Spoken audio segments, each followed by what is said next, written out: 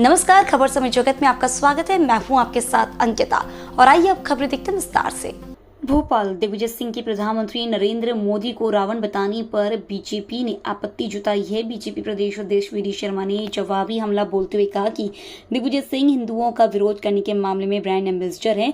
हिंदू विरोधी नेताओं को राम में भी रावण दिखेगा। कांग्रेस के नेता प्रधानमंत्री को गाली देते हैं। उन्होंने कहा कि दिग्विजय सिंह ने महंगाई की बात की, लेकिन यह पता होना चाहिए कि दुनिया में सबसे कम महंगाई दर भारत में है। बेरोजगार युवाओं के साथ खुद दिग्विजय सिंह ने धोखा किया था। मोदी सरकार के दौरान 93,000 स्टार्टअप की शुरुआत हुई। 10 लाख युवाओं को हर महीने नौकरी दी गई है। भ्रष्टाचार का रावण कौन है, सब जानते हैं। वल्लभ भवन को उन्होंने भ्रष्टाचार का अड्डा बना दिया था। वी डी शर्मा ने कहा कि दिग्विजय सिंह ने पीएम मोदी को लेकर जो ट्वीट किया है वो उनकी देश विरोधी मानसिकता को दिखाता है। देश की जनता में तय किया है देश में राम कौन है। देश में सुशासन का काम पीएम मोदी कर रहे हैं। कांग्रेस ने राम के अस्तित्व पर सवाल उठाया है। देश की 140 करोड़ जनता जानती है कि रावण कौन है और राम कौन है। सिंह जी, मैं आपसे पूछना चाहता हूं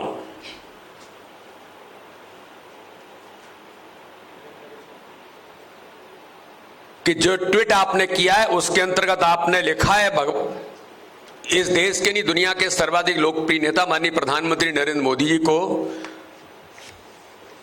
कि इस देश के अंदर रावण कौन है और देश के अंदर राम कौन है। ये 140 करोड़ जनता ने इस बात को तय किया है कि इस देश का राम कौन है। राम के अनुरूप काम करने वाला नेतृत्व इस भारत के अंदर माननीय प्रधानमंत्री नरेंद्र मोदी जी इस देश के अंदर सुशासन के साथ जो लगातार काम करने का प्रयास कर रहे हैं, लेकिन दुर्भाग्य कि आपकी जो कुत्सित मानसिकता है आज आपने फिर उसका प्रकटीकरण किया है।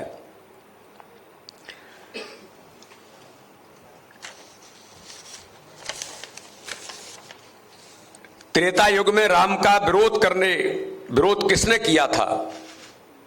वो रावण ने किया था।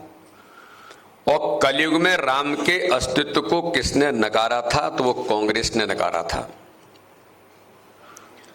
तो रावण कौन है ये पूरा देश इस बात को जानता है। जो लोग हमेशा से सनातन विरोधी मानसिकता वाले रहे हैं, जिनको हिंदुओं से घृणा है, उसमें दिग्विजय सिंह इस भारत का सबसे बड़ा प्रमुख मिस्टर बंटाधार दिग्विजय सिंह का नाम आता है। तो ऐसे लोग सनातन से जुड़े मामलों पर अपनी जुबान बंद ही कर लेते हैं। ऐसे गठबंधन वाली कांग्रेस जो घमंडिया गठबंधन है, तो ये पूरा देश जानता है कि सनातन का विरोध करने वाली कांग्रेस यानी राम का विरोध करने वाली कांग्रेस, राम के अस्तित्व को नकारने वाली कांग्रेस देश के अंदर भगवान श्री राम के जो करोड़ों करोड़ हिंदुओं के श्रद्धा और आस्था के केंद्र के अस्तित्व को नकारने वाले एफिडेविट कोर्ट के अंदर देने वाली कांग्रेस। तो रावण कौन है और राम कौन है ये देश की 140 करोड़ जनता जानती है। ये वही मिस्टर बंटाधार दिग्विजय सिंह हैं जिनको मैंने हिंदू विरोधी एम्बेसडर इस भारत का कहा है। ये हमेशा से इन्होंने हिंदू आतंकवाद शब्द देने का काम इन्हीं श्रीमान दिग्विजय सिंह बंटाधार ने किया था। तो हिंदुओं का विरोधी कौन है ये देश की 140 करोड़ जनता इस बात को जानती है, जो हमेशा से हिंदुत्व को, भगवान श्री राम को जिन्होंने नीचा दिखाने का प्रयास किया है। सनातन विरोधी मानसिकता के जो लोग हैं उन्हें राम में रावण ही दिखेंगे, तो उन्हें कंस में कृष्ण ही दिखेंगे, क्योंकि इनके नेता और इनका चरित्र और इनके कर्म रावण के अनुरूप ही रहे हैं। इसलिए आज मुझे इस बात को गंभीरता के साथ कहना पड़ रहा है कि वही स्वरूप के लोग हैं। आज हमें गर्व है हमारे प्रधानमंत्री मोदी जी के ऊपर कि जिन्होंने सनातन संस्कृति को केवल भारत नहीं दुनिया के अंदर आज स्थापित किया है। भव्य राम मंदिर का निर्माण करके इन्हीं रावण की प्रवृत्ति वाली कांग्रेस को जो कहती थी कि राम मंदिर बनाएंगे लेकिन तारीख नहीं बताएंगे, आज दिग्विजय सिंह जी, मैं आपको और कांग्रेस के उन नेताओं को बताना चाहता हूं कि देश के अंदर राम मंदिर भी बनाएंगे, भव्य मंदिर का निर्माण भी करेंगे और तारीख भी 24 जनवरी को इस भारत के अंदर करोड़ों करोड़ हिंदुओं के श्रद्धा और आस्था के केंद्र भगवान श्री राम के मंदिर के उद्घाटन का प्रधानमंत्री नरेंद्र मोदी जी ने इस देश के अंदर ऐतिहासिक काम इस भारत के अंदर किया है।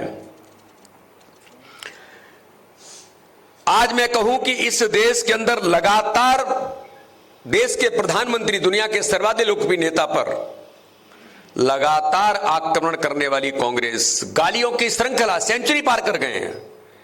इन्हीं खरगे जी ने कहा था, जो कांग्रेस के अध्यक्ष हैं, गुजरात के चुनाव में मोदी जी को रावण की संज्ञा दी थी तो गुजरात की जनता ने कांग्रेस की जमानतें जब्त करके इसका जवाब कांग्रेस को दिया और कांग्रेस घर बैठ गई।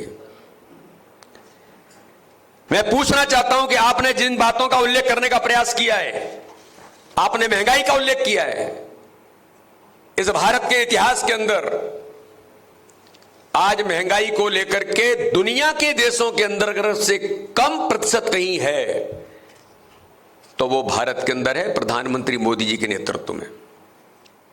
आपने बेरोजगारी की बात की है।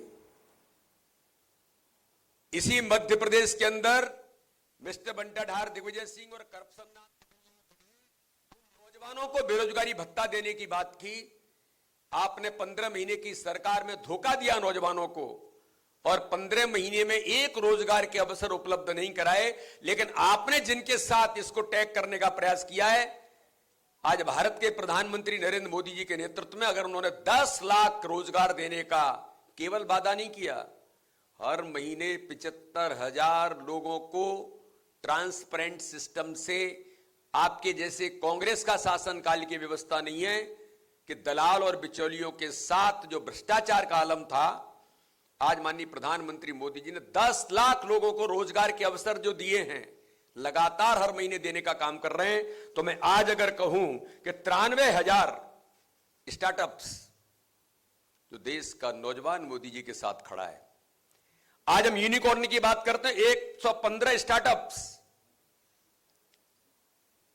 जो $340.80 बिलियंस जिसका वैल्यूएशन है, तो 2014 के अंदर स्टार्टअप्स 250 थे, आज स्टार्टअप्स 93,000 हुए हैं।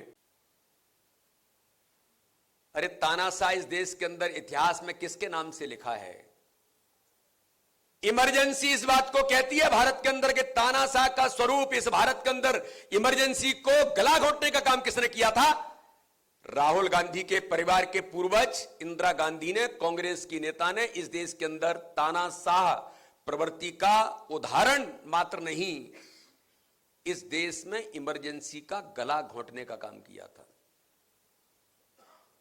आज भी कांग्रेस उसी तानाशाही प्रवृत्ति में है, आज भी घमंडिया गठबंधन उसी लाइन पर है।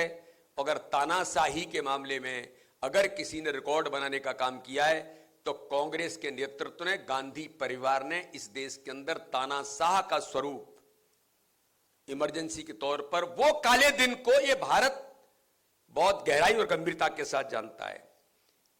आप आतंकवाद की बात करते हैं, ये वो आतंकवाद जो भारत आतंकवाद के लिए पहचाना जाता था कांग्रेस की सरकार में 2014 से पहले, श्रृंखलाबद्ध विस्फोट और आतंकवादियों के गले मिलने का काम मिस्टर दिग्विजय सिंह, मोहनचंद शर्मा की शहादत जब बटाला हाउस एनकाउंटर के अंदर हुई थी, आपने कहा था ये फर्जी एनकाउंटर है और उस आतंकवादी से गले मिलने के लिए दिग्विजय सिंह तुम गए थे।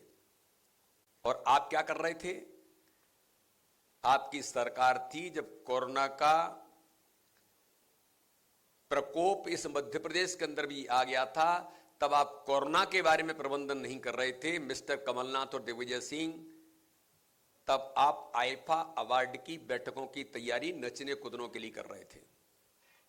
तो देश के अंदर, प्रदेश के अंदर माननीय प्रधानमंत्री मोदी जी के कोरोना के महामारी के संकट में केवल भारत नहीं, दुनिया के 150 देशों को वैक्सीन से लेकर के मेडिसिन उपलब्ध कराने का काम आजादी के 75 वर्षों में किसी ने किया तो भारत के प्रधानमंत्री मोदी जी ने किया। इसका हमें गर्व है। और भारत की 140 करोड़ जनता जानती है कि प्रधानमंत्री मोदी जी ने देश के अंदर कोरोना के संकट में किस प्रकार से इस भारत को उभारा, किस प्रकार का कुशल प्रबंधन किया, जो दुनिया प्रशंसा करती है। तो रावण कौन है और राम कौन है, ये देश इस बात को जानता है। ताना खबर समेत जगत के लिए संवाददाता आदित्य सराठी की report. For latest news, subscribe to our channel and press the bell icon.